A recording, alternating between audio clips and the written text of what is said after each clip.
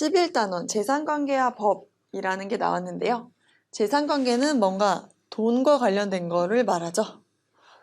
나한테 어떤 책이나 책가방이 있어요. 그러면은 그거는 내 소유죠. 내 재산이에요. 또 내가 살고 있는 집 혹은 자동차 이런 게 재산이 되는 거죠. 그래서 먼저 계약이라는 개념이 나왔는데요.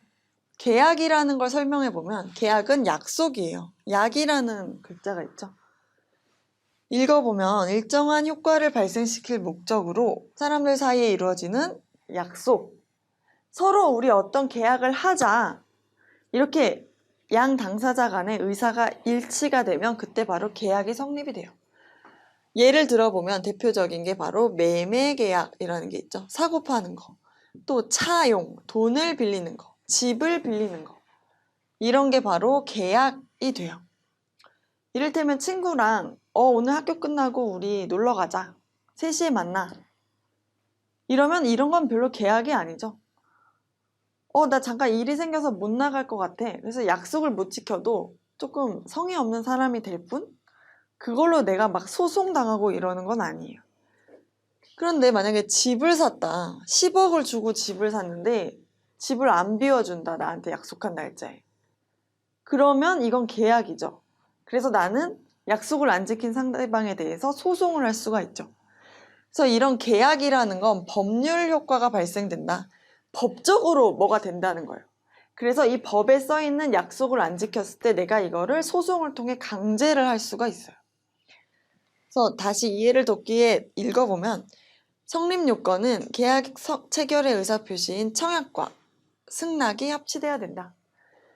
왜냐면 이건 약속이니까 이거를 하자라고 권유하는 사람과 그래, 이거에 화답하는 사람이 있어야 돼요.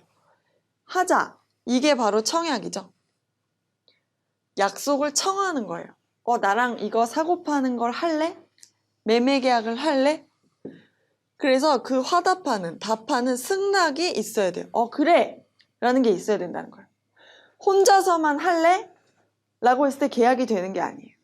둘이 서로 간에 이걸 하자는 게 서로 우리가 이제부터 이걸 한다는 게 확실하게 딱 맞아 떨어졌을 때 이게 바로 계약이 되는 거죠. 그래서 또 3번을 읽어보면 당사자는 권리능력과 의사능력이 없는 경우에는 무효, 제한되는 자의 계약은 취소 가능 이런 게 나오네요. 어렵게 써있지만 일반적인 정상적인 사고를 가진 사람이라면 계약을 할 수 있다는 뜻이에요. 근데 여기 제한된다는 경우가 나오는데 이건 나중에 가면 또 배우지만 미성년자의 경우를 말해요. 미성년자의 경우에도 계약은 할 수 있어요.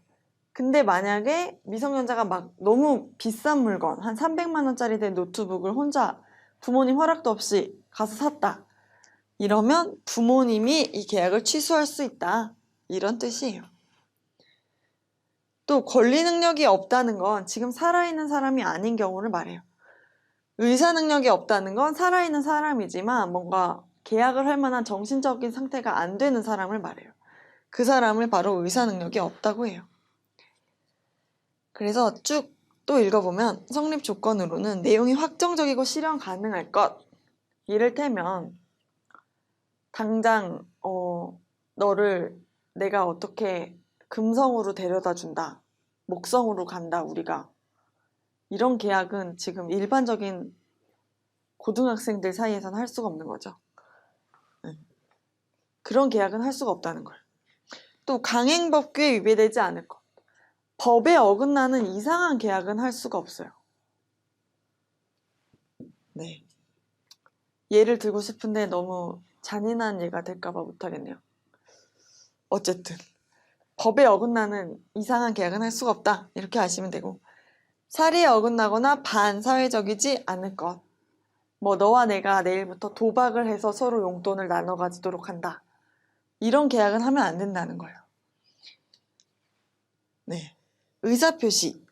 당사자 간 자유로운 의사의 합치와 당사자의 의사가 상대방에게 정확히 전달되고 사기나 강요된 협박에 의한 의사표시가 아니어야 된다. 서로 어떤 거에 누가 시켜서 강요해서 하는 게 아니라 자유롭게 해야 된다는 거죠, 계약은. 그래서 계약의 효력이 발생하는데요. 계약이 만약에 체결이 됐다면, 계약이 성립이 됐다면 양 당사자에게 채권과 채무가 발생하면 구속력이 생긴다라는 거예요. 채권이라는 건 계약을 통해 내한테 주어지는 권리를 말해요.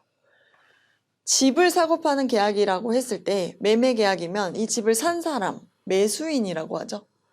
매수인은 채권과 채무가 생기는데 권리는 이제 집을 받을 권리가 생기죠. 소유권을 받을 권리.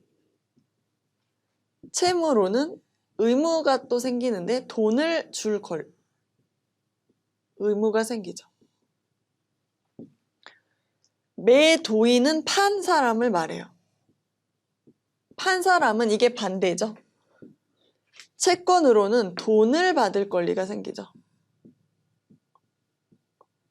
채무로는 집을 줄 권리, 줄 의무죠.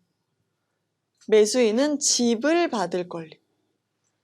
이렇게 계약을 통해서 양 당사자의 채권과 채무는 서로 대립돼요. 이렇게 딱 맞아떨어진다는 뜻이에요. 서로 간에 대해서 의무와 권리가 딱 생겨요. 이 계약을 통해.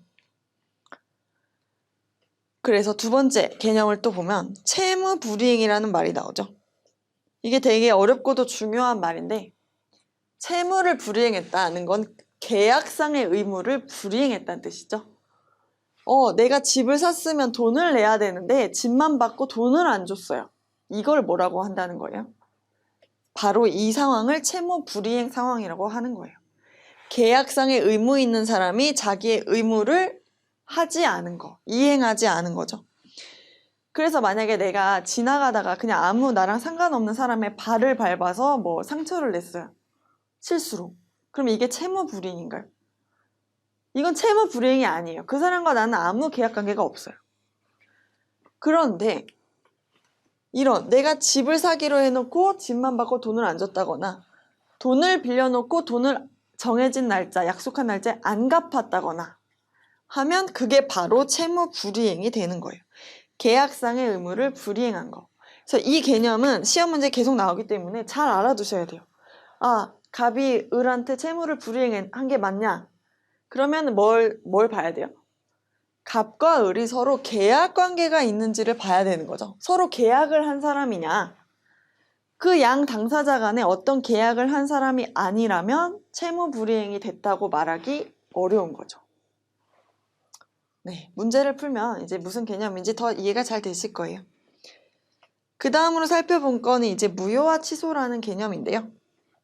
무효는 처음부터 무효인 거를 말하고요. 한 번도 효과가 발생한 적이 없어요. 취소는 처음에는 효과가 발생을 했는데 중간에 가다가 우리 이 상태, 이 지점부터 우리 이때부터 그냥 계약 없애자. 중간에 취소를 하는 거예요.